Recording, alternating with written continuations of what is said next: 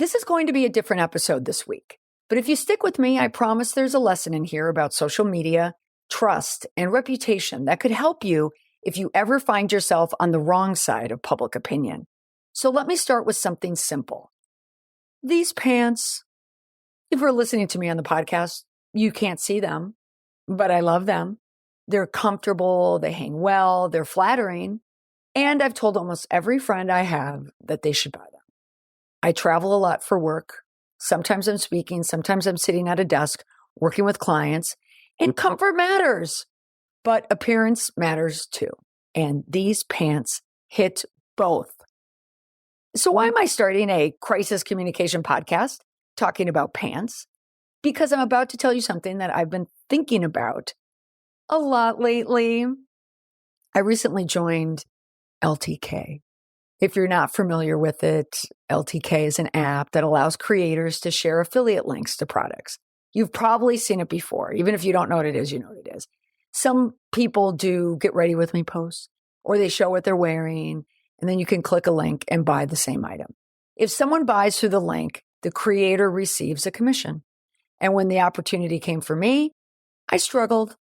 I didn't know if this was the right decision because I know something about social media that most people don't think about. And that is when someone follows you online, there's a social contract. People follow me because I teach. I explain crisis communication. I break down what's happening behind the scenes in scandals and reputation crises.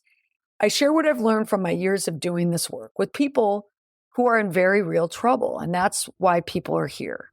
So the question I asked myself was this: if I suddenly start talking about pants and sweaters and lifestyle things, does that change the contract? Does that affect trust? That question was sitting in the back of my mind recently when I was working with a client who had a very significant social media crisis. And I have to be careful here because I always protect my clients' confidentiality. But there's a lesson in the situation that I think is important enough to share. We'll call it a classic TikTok crisis. This was a content creator who had built up a large following by sharing knowledge and expertise. People followed them because they trusted what they were teaching. They had credentials, education, experience. Followers were there to learn. Over time, though, something started to shift. Partnerships started appearing, brand collaborations, monetization. Now, none of that is inherently wrong. Not at all. People build businesses online. That's normal. But when monetization starts to take up more space in the relationship between the creator and the follower, the social contract changes. The relationship becomes more transactional. And what happened with this person is something I see happen all the time in a crisis. When the backlash starts, that's the moment they think the crisis has just begun. But that's not actually when it began. One of the first things I tell clients is this: a crisis almost never starts when you think it starts. People call me and tell me, when I ask them the question, they'll say, oh, it started 2 days ago, a week ago. But when I start asking questions and tracing events back, the real beginning of the crisis is often months or even years earlier. And in this case, the crisis wasn't the person attacking them online. That was the symptom. The real issue was the trust had already been weakening. And when trust weakens, it changes how people interpret everything you do. This is something I'm starting to formalize in my work. And it's part of something new that I'm building. It's called the Crisis Doctrine. For years, I've shared ideas, advice, and observations from my work in crisis communication, but they were scattered across different platforms. TikTok here, podcast episode here, client calls, keynote talks. My brain was ping-ponging between celebrity scandals and corporate crises and private client work.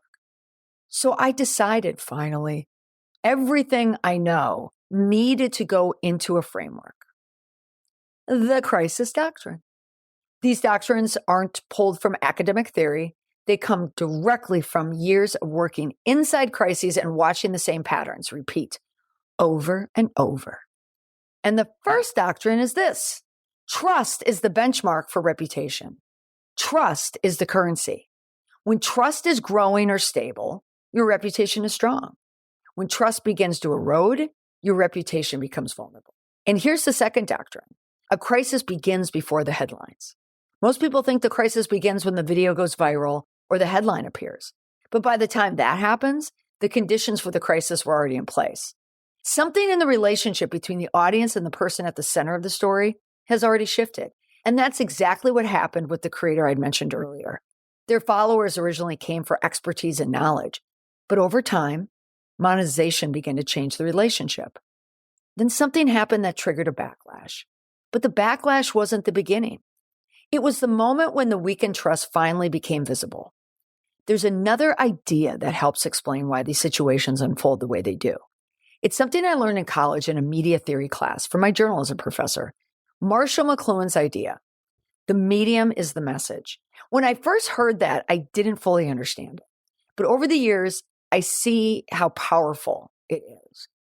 You can deliver the exact same message in different mediums and get completely different reactions. You could say something in an email and it lands fine.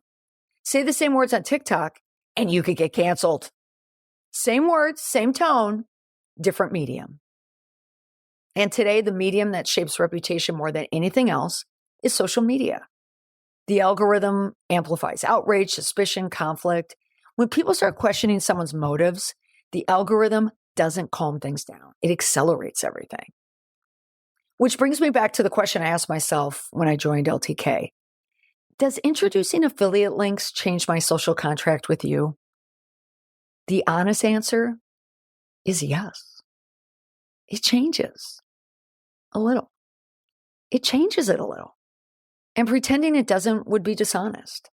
Some people won't care. Some people will like it. Some people will probably roll their eyes. That's the reality of social media. But the reason I'm talking about it openly is because trust matters. If I'm going to teach about trust and reputation, then I need to practice the same transparency I advise others to use. So here's the standard I'm setting for myself. The teaching stays first. The crisis analysis stays first.